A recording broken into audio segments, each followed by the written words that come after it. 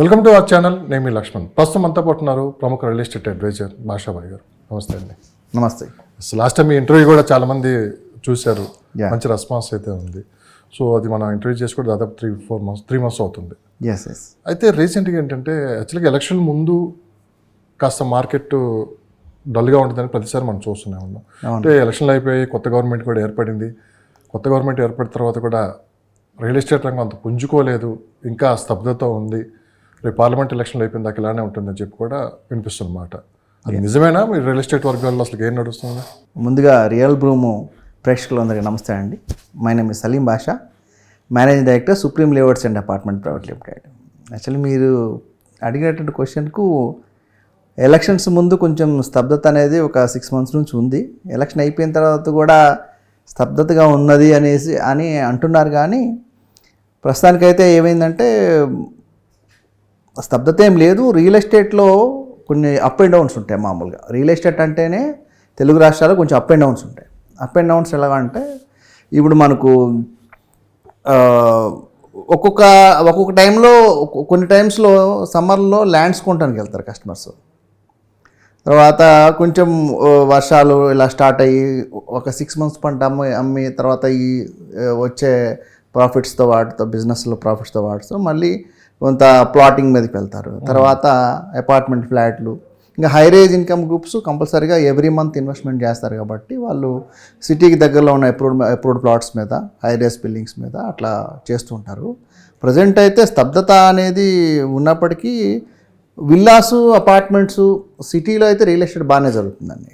సిటీలో అంటే outer ring రోడ్కి మధ్యలో ఔటర్ రింగ్ రోడ్లో ఏదైతే మధ్యలో ఉంది, ఔటర్ రింగ్ రోడ్ ఒక 10 kilometers ఈ లొకేషన్లో జరుగుతుంది. అంటే సంగారెడ్డి సబ్ డిస్ట్రిక్ట్గా సంగారెడ్డి మండలం కానివ్వండి, ఇటువైపు మహేశ్వరం మండలం కానివ్వండి, షాద్నగర్ మండలం కానివ్వండి, ఇటువైపు శంకరపల్లి మండలంలో అయితే రియల్ ఎస్టేట్ బాగానే జరుగుతుంది. సిటీలో అయితే ఇంకా విల్లాలు, అపార్ట్మెంట్స్, హై రేజ్ ఇప్పుడు మా జూబ్లీ హిల్స్, పుప్పాలగూడ, మణికొండ, తెల్లాపూర్, కొల్లూరు, ఇట్లా నార్సింగి, మా నానక్రామ్గూడ, గచ్చిబౌలి ఇలాంటి లొకేషన్లో రియల్ ఎస్టేట్ బాగానే ఉంది.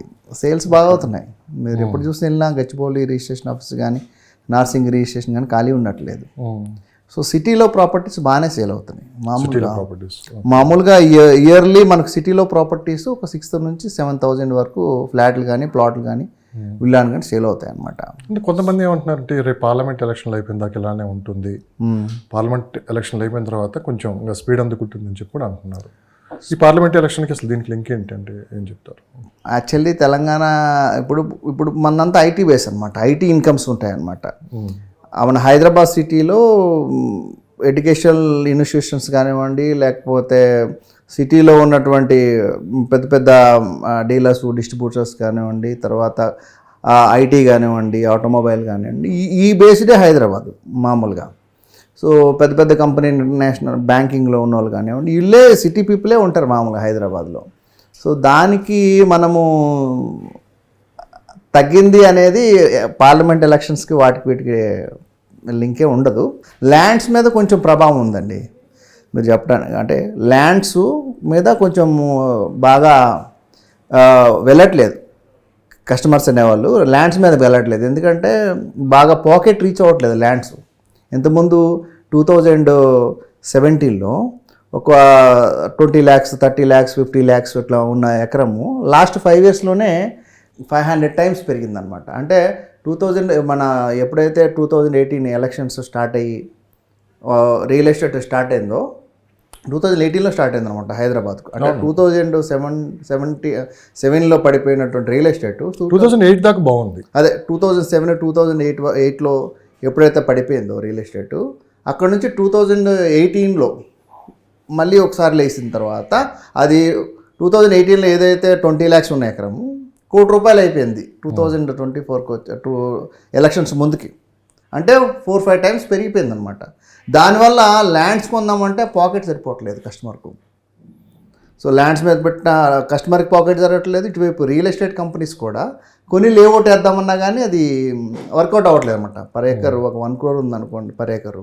దాన్ని 1 crore మనకు 1 crore ఉన్న ఎకరం పెట్టుకుంటే 2,800 squares వస్తుంది అనమాట ఒక ఎకరంకి. ఓకే 2800 స్క్వేర్ యార్డ్స్ మనకి ఉడా నామ్స్ని బట్టి మన 2800 స్క్వేర్ యార్డ్సే వస్తుంది అనమాట. రోడ్లు 33% రోడ్స్, 10% పార్క్స్ పోగా 53% అనమాట. సో 2800 స్క్వేర్ యార్డ్స్ చేస్తే మనము దగ్గర దగ్గర 3800 అట్లా పడుతుంది ల్యాండ్ కాస్టే. ఇప్పుడు మనం అక్కడ ల్యాండ్ అమ్మే పీసులు కట్ చేసి లేఅవుట్ వేసి అమ్మితే అక్కడ కొన్న రేటుకి ఇక్కడ లేఅవుట్ వేసిన దానికి 20% 30% లాస్ అవుతుంది. సో అందువల్ల లేఅవుట్లు కూడా ఆగిపోయాయి. కొత్తగా లేఅవుట్లు వేసేది అసలు ఎంత ఉంది, ఎంత పర్సెంటేజ్ ఆఫ్ హైదరాబాద్లో ఇప్పుడు వేస్తున్నారు? ఇయర్లీ మనకు ఒక 12,000 ప్లాట్స్ వరకు పోతాయండి. 12,000 ప్లాట్స్ వరకు పోతాయి అనమాట. ఒక 6,000 to 7,000 ఫ్లాట్లు విల్లాస్ పోతాయి అనమాట. హైదరాబాదు ఉన్న డిమాండ్ అదనమాట రియల్ ఎస్టేట్. సో ల్యాండ్ల మీదకి వెళ్ళే వాళ్ళు ఇప్పుడు బ్లాక్ వైట్ అనేది ఇంతకుముందు ఉండే రిజిస్ట్రేషన్లో. అది ఇంతకుముందు ఇప్పుడు ఏదైతే రిజిస్ట్రేషన్స్ వాల్యూస్ 20 lakhs ఉంది అక్కడ, ఇప్పుడు ₹1,00,00,000 1,20,00,000 నడుస్తుంది. ఇంత బ్లాక్ ఎవరు ఇవ్వట్లేదు, బ్యాంకులు కూడా ఇవ్వట్లేదు. సో అక్కడ కూడా వైట్ బ్లాక్ దీని మీద అక్కడ ల్యాండ్లు కూడా కొనడానికి వెళ్ళట్లేదు అనమాట.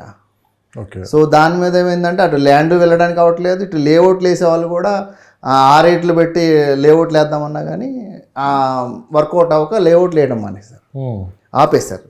రియల్ ఎస్టేట్ కంపెనీస్, కొన్ని కంపెనీస్ అయితే కొంత డెవలప్మెంట్కి ఇచ్చినటువంటి ల్యాండ్స్ అయితే లేఅవుట్లు వేస్తున్నారు, కానీ అవుట్ రేట్ కొన్ని రియల్ ఎస్టేట్ కంపెనీస్ వేసే పరిస్థితులు అయితే లేవు అనమాట. ఒకసారి ఓవరాల్గా పరిశీలించాలంటే ఓపెన్ ప్లాట్స్కి ఎక్కువ బిజినెస్ జరుగుతుందా, లేకుంటే అపార్ట్మెంట్ సైడ్ జరుగుతుంది, గేటెడ్ కమ్యూనిటీ, లేదంటే ఈ మూడిట్లో ఏది బాగా ఇప్పుడు ప్రజెంట్ అయితే ఓపెన్ ప్లాట్స్కి లైట్గా ఉంది బిజినెస్.